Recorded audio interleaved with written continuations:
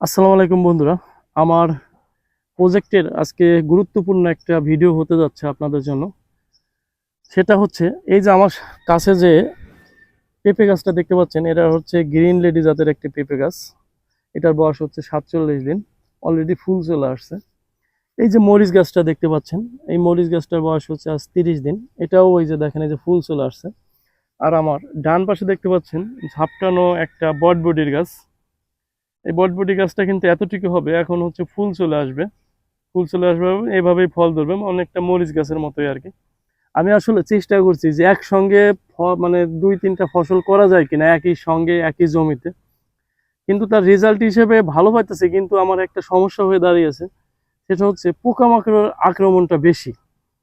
সেক্ষেত্রে আমি যদি যে ভুলটা করছি আর কি, আমি তিনটা না করে যদি দুইটা করতাম তাহলে সবচাইতে ভালো হতো। এখন আমার যে সমস্যাটা, আমার ওষুধ খরচটা একটু বেশি যাচ্ছে।